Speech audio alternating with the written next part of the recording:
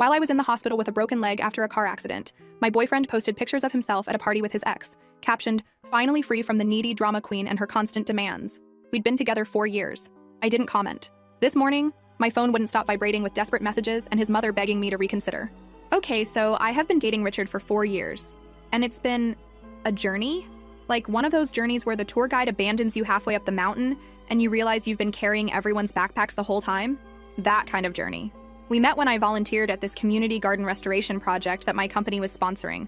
I was assigned to the compost team, and Richard was the team leader who called himself the Compost King, unironically, y'all. Despite this red flags, I found his enthusiasm for rotting vegetables endearing. He had this whole speech about how breaking down is just the first step to building something beautiful. And my dumb plant-loving heart was like, sign me up for this metaphor. Fast forward 4 years, and I now realize the only thing being composted was my self-respect. Let me count the ways. Richard has helped with rent exactly 7 times in 4 years. My name is the only one on the lease because his credit is temporarily damaged. For 4 years, he's between jobs approximately 60% of the time we've been together. When he does have money, it goes to his gaming setup, his clothing, or going out with the boys. He's asked to borrow my car more times than he's asked how my day was, but your girl was in love, so I made excuses for him. He was finding himself and had potential and all that garbage we tell ourselves when we're dating a man-child. So last week, I got into a pretty bad car accident. Some idiot ran a red light and T-boned my car. I ended up with a broken leg, 3 fractured ribs, and a concussion. The doctor said I was lucky it wasn't worse, but TBH, it felt pretty damn awful. Richard visited me in the hospital once, for 20 minutes. He said hospitals give him anxiety, and he needed to process this trauma in his own way. The trauma. That happened. To me. Not to make it about me or anything, but I was the one with metal pins in my leg. My best friend Anastasia stayed with me, though. She slept in that uncomfortable hospital chair for 3 nights. She helped me to the bathroom, brought me real food, and even washed my hair in that tiny sink because I couldn't shower. That's friendship, people. So there I am, drugged up on pain meds, when Anastasia gets this weird look on her face while scrolling through her phone. I asked what was wrong, and she tried to play it off, but I could tell something was up. I grabbed her phone. Rude, I know, but pain meds make me aggressive, lol. And what do I see? Richard, at a party, with his arm around his ex, Katie. The caption? Finally free from the needy drama queen and her constant demands. I just froze. 4 years. 4 whole years of my life, supporting this man emotionally, financially, putting up with his finding himself phases, his gaming addiction, his inability to clean a toilet properly. And this is what he posts when I'm literally broken in a hospital bed? The worst part was seeing all the comments from our friends saying things like, "Glad you're happy, bro," and "You deserve better." Where were the people saying, "Hey, isn't your girlfriend in the hospital right now?" I didn't comment. I didn't text him. I didn't call. I just processed. And while I processed, I remembered something very important. My name is the only one on the lease. So I made some calls. I called my landlord and explained the situation. I called my brother, I called my cousin, and I made a plan. Fast forward to yesterday. Richard had been back to the apartment a few times while I was staying with Anastasia during my recovery, but he had no idea what was coming. My brother and 2 of his coworkers helped me execute phase 1 of my plan. We packed up every single one of Richard's belongings, every crusty sock, every limited edition Funko Pop, every gaming console and special edition controller, his precious collection of craft beers, his signed baseball cards, everything. And we threw it all in the dumpster behind our apartment complex, not the recycling bin, the dumpster. The compost king can decompose with his trash where he belongs. That might seem harsh, but here's the thing. Richard hadn't paid rent in 3 months. The landlord had been sending notices that I'd been hiding from him because I was embarrassed that my boyfriend couldn't contribute. I had been picking up extra freelance work to cover his half, while he told me he was networking for opportunities. Here's where it gets even better. You know what Richard was doing instead of visiting me in the hospital? He was interviewing for a job that my connections helped him get. A job he was supposed to start next week, was supposed to. Let's just say that the hiring manager is my former college roommate's brother, and he received some very interesting information about Richard's financial history and reliability, along with screenshots of those social media posts about being finally free from his needy girlfriend who was hospitalized. This morning, my phone started blowing up. Text after text from Richard. "Where is my stuff? Are you serious right now? You can't do this to me. Everything I own was in that apartment. My collector's items are worth thousands. You're going to pay for this." And then the tone changed. "Baby, please, I'm sorry. I was just drunk and stupid. Katie doesn't mean anything to me. I was just dealing with the stress. Please call me back. I love you so much. We can work this out. You're the only one I want." But the best messages? Those came from his mother. Richard's mom has always treated me like I was lucky to be with her precious boy. She called me crying, saying I need to reconsider what I've done, that her son made a mistake but doesn't deserve to have his life ruined.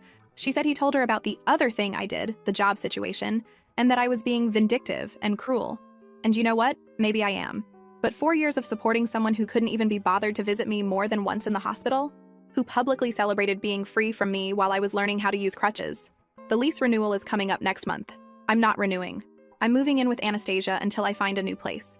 A fresh start, with furniture that doesn't have memories of Richard gaming on it while I cooked, cleaned, and paid the bills. I don't regret what I did. Not one bit. Edit. No, I'm not worried about legal consequences. My cousin said since his name isn't on the lease and he hasn't financially contributed, he has very little recourse. Plus, I have documentation of everything. Yes, I'm healing well. 6 more weeks in this cast, but the ribs are feeling better already.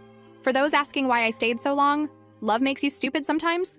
He wasn't always terrible, and the good moments made me think the bad ones were just temporary. Classic, I know. I'll update tomorrow with more of the fallout. His mother has now called me 17 times and left voicemails that range from sobbing to threatening. Richard apparently showed up at the apartment and the landlord wouldn't let him in. Your girl might have changed the locks. First update. Wow. I honestly didn't expect my last post to get so much attention. Thank you everyone for your support and kind words, and the legal advice, much appreciated. As promised, here's what's happened since my last update. So remember how I mentioned Richard's mom called me 17 times? Well, that number is now up to 43. 43 calls in less than 36 hours. I finally answered call number 44 because I figured it would never end otherwise. Let me paint you a picture of this phone call. Me, propped up in Anastasia's guest bed with my broken leg elevated on 3 pillows, munching on sour cream and onion chips. Stress eating is my love language. While Richard's mother, Deborah, alternated between sobbing, guilt-tripping, and thinly veiled threats for 28 minutes. Here's the highlight reel. Richard has been crying for 2 days straight. I've never seen him like this. Funny, I cried for 2 days straight when I woke up in the hospital and he wasn't there. But go off, I guess. Do you know how much those collectibles were worth? His grandfather gave him some of those baseball cards. Do you know how much rent costs, Deborah? Because I do, down to the penny, for 4 years.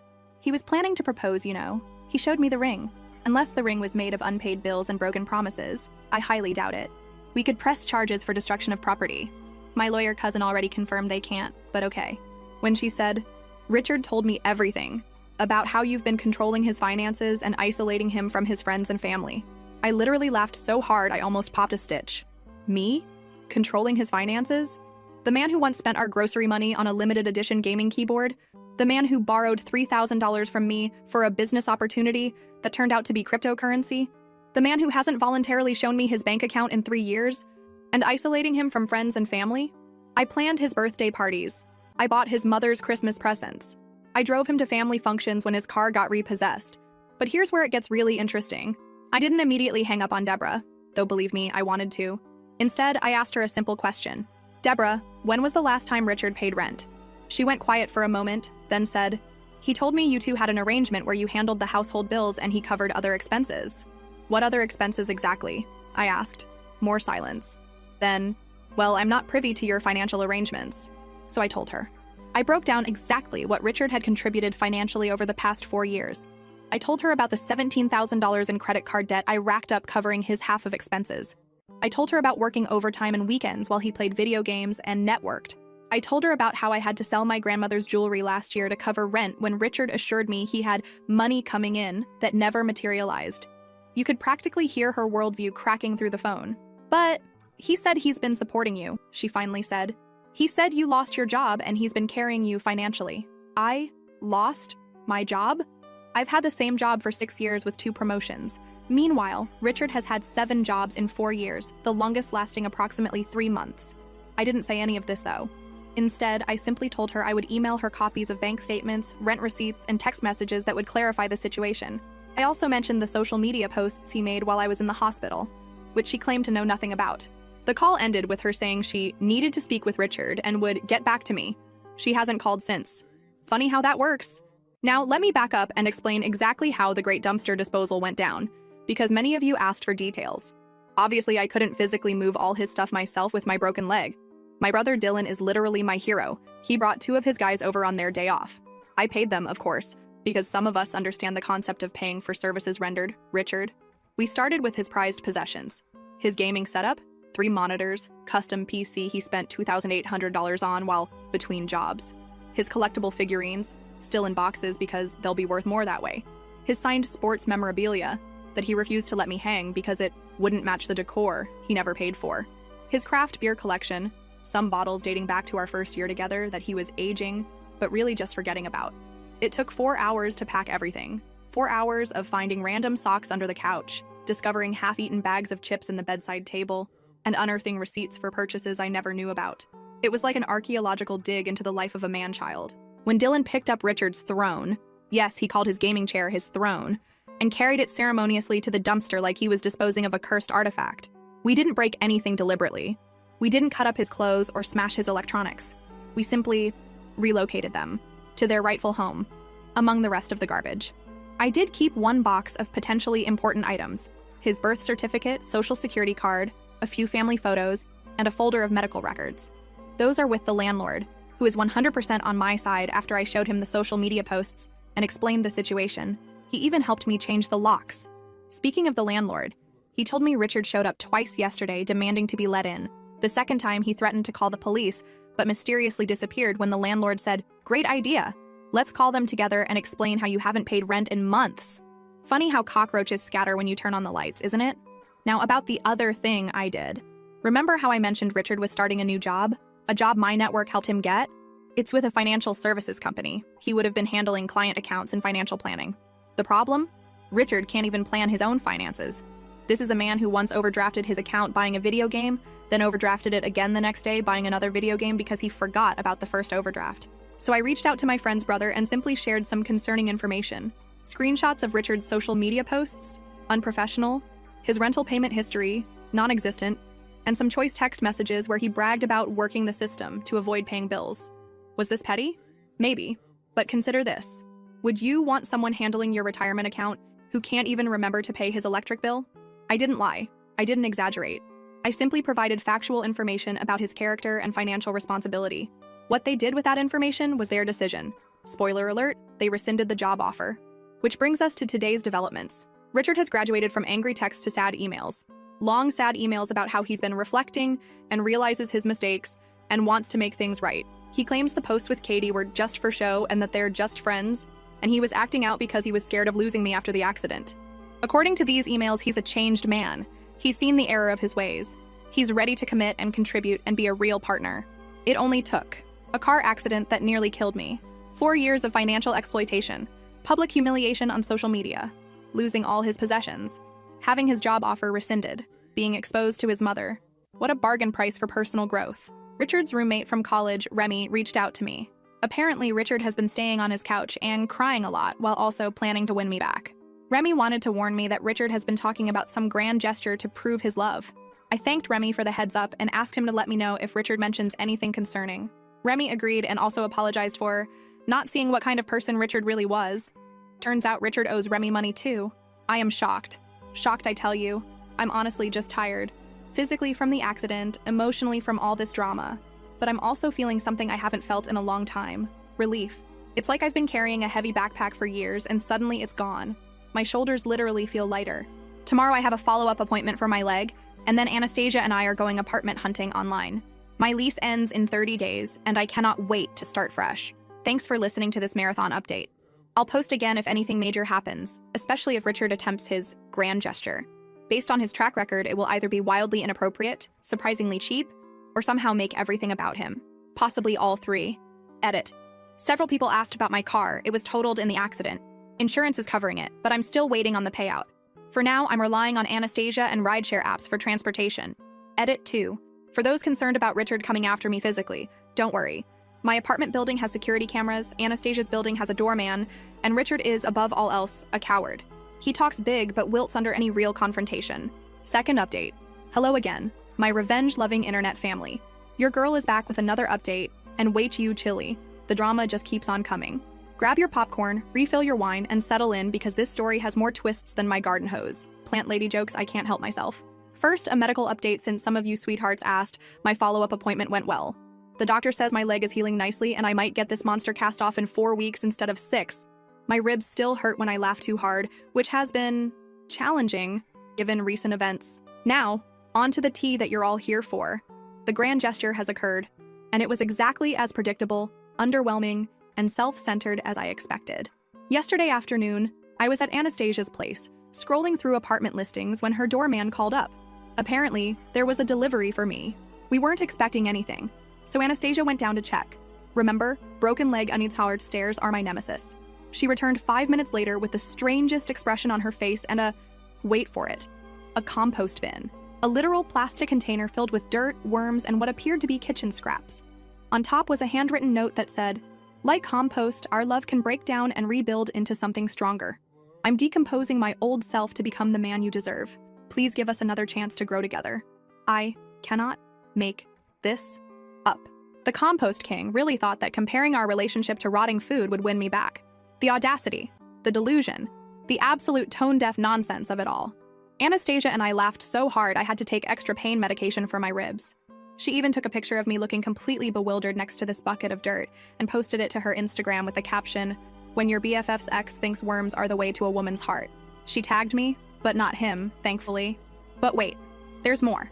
Inside the compost, yes, he put items in the actual decomposing material, was a small velvet box containing a ring covered in compost. It wasn't even a nice ring. It was clearly costume jewelry. The diamond was plastic and the gold was already turning my skin green just from holding it. There was also a date engraved inside, 04/12/21. For context, that's the date of his previous girlfriend's birthday.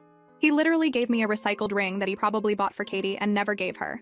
A recycled ring in a compost bin. The symbolism is too on the nose. I texted him a single sentence. "The compost bin is exactly where our relationship belongs, breaking down among the worms and garbage."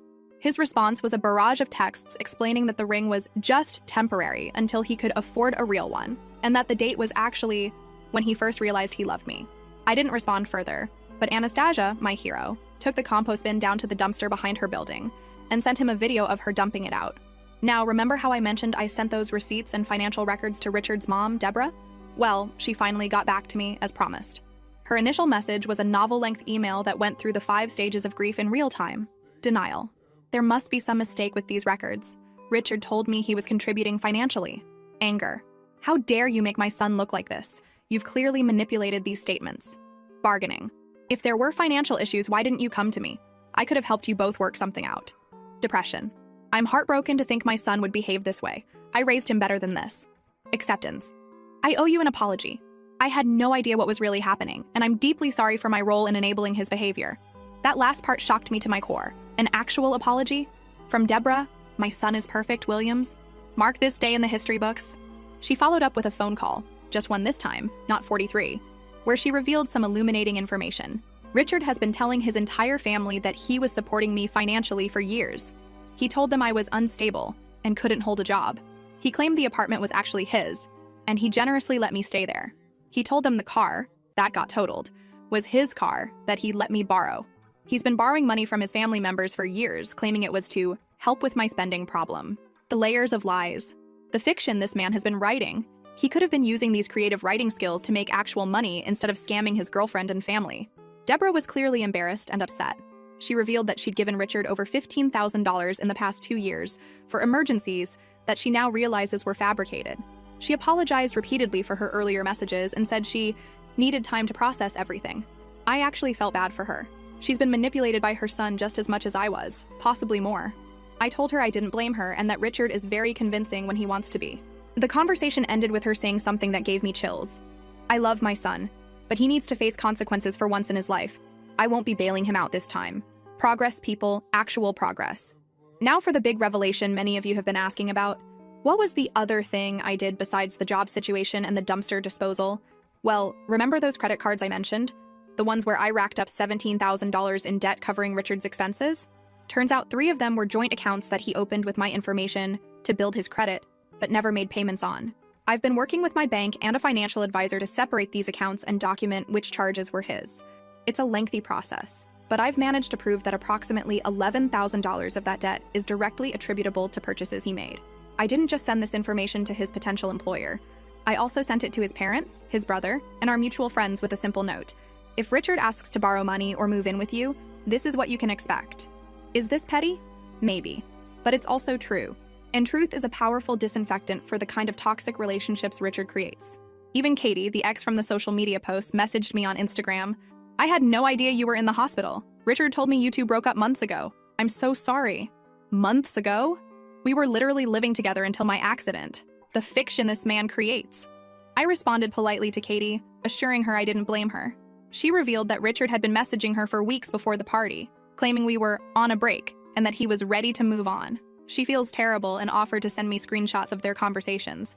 I declined the screenshots, no need to torture myself further, but thanked her for her honesty. Richard showed up at Anastasia's building again yesterday evening. The doorman refused to let him up. He's getting a gift basket. So Richard caused a scene in the lobby, yelling that he just wants to talk and explain everything. The doorman called the police, but Richard left before they arrived. He then proceeded to call me 37 times in the span of 2 hours. I didn't answer, but he left increasingly desperate voicemails. Please just talk to me. I can explain everything. This is all a misunderstanding. I was going to pay you back. You're ruining my life. I have nowhere to go. My mom won't even let me stay with her. I'm sleeping in my car. What car? His was repossessed months ago. I might do something desperate if you don't call me back. That last one concerned me, so I called a wellness check on him. I had Remy's address. The police reported back that he was fine, just emotional, and they recommended he seek mental health services. Later, Remy texted me, FYI, Richard is no longer staying here. Found out he stole $200 from my wallet. Changed the locks. Wow. Just wow. Even in crisis, this man can't stop taking what isn't his. So where does this leave us? Richard is apparently couch surfing with increasingly distant acquaintances. His family isn't bailing him out. His friends are dropping like flies. His job prospects are limited. His belongings are gone. His reputation is in tatters. And me? I'm healing.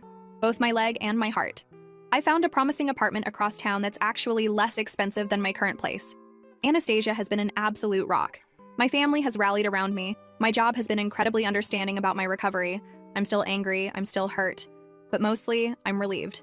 Like I've been underwater for 4 years and finally came up for air. Next update will probably be my last, as I'm focusing on moving forward rather than looking back. But I wanted to thank all of you for your support, advice, and hilarious comments. This community has been unexpectedly therapeutic during one of the hardest periods of my life. Final update. Hello for the last time, my internet support system. It's been exactly 1 month since my first post, and what a month it's been. I promised a final update, so here it is. The conclusion to the saga of Richard the Compost King, and how your girl finally bloomed after being buried in his BS for 4 years. First, the practical updates. I moved. I'm officially in my new apartment as of yesterday. It's smaller than my old place, but has a tiny balcony where I've already started a container garden. The building has an elevator, crucial for the broken leg situation, and security cameras, crucial for the ex-boyfriend situation. My cast is off 2 weeks earlier than expected. I'm still using a walking boot, and physical therapy is no joke. I sweat more in PT than I ever did at the gym, but I can move around independently now, which feels amazing. My car insurance finally paid out. I bought a used but reliable Ford that I've named Freedom. Cheesy, I know, but I'm leaning into it. Now for what you're really here for, the Richard saga conclusion. After my last update, things escalated before they finally resolved. Richard's desperation reached new heights when he realized his usual tactics, crying, begging, guilt-tripping, weren't working. He tried a new approach, public shaming. He created a GoFundMe titled Homeless After Girlfriend's Revenge, where he spun a completely fictional tale about how I stole his money and threw away family heirlooms after a minor argument. He included pictures of himself looking sad on what was clearly Remy's couch, before Remy kicked him out, and claimed he needed $5,000 to get back on his feet. The fundraiser lasted exactly 6 hours before it was taken down. Why? Because Anastasia, my brother Dylan, and at least a dozen of our mutual friends reported it for fraud. Plus, several people commented with links to my Reddit posts, which I had never shared with Richard. Seeing his public grift exposed apparently triggered something in Richard. He showed up at my old apartment building. Thankfully, I was already staying at Anastasia's, and caused enough of a scene that the police were called. According to my former neighbors, he was yelling about defamation and lies and demanding to be let in to get his things. When the police arrived, Richard attempted to convince them that he lived there and I had illegally locked him out. This backfired spectacularly when the landlord confirmed Richard was not on the lease. Richard couldn't produce any mail or ID with that address. Multiple neighbors testified they knew I lived there alone. The police ran his ID and discovered he had an outstanding warrant for unpaid traffic tickets. Yes, my friends, Richard got arrested. Not for the scene he was causing, but for the $200 in unpaid tickets he'd accumulated over the past 2 years. Tickets I had no idea existed because he'd been hiding the mail. He spent 2 nights in jail before his brother, not his mother, interestingly, bailed him out. According to mutual friends, this experience was apparently the wake-up call Richard needed. He's since moved in with his brother, who is making him pay rent, started working at his brother's company, stopped contacting me entirely. That last one is the most significant development. After weeks of constant calls, texts, emails, and dramatic gestures, the silence was sudden and absolute.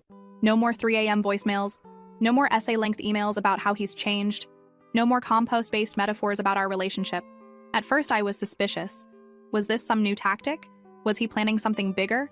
But according to his brother, who reached out to check on me, surprisingly, Richard is genuinely trying to get his life together, and part of that process is leaving the past behind.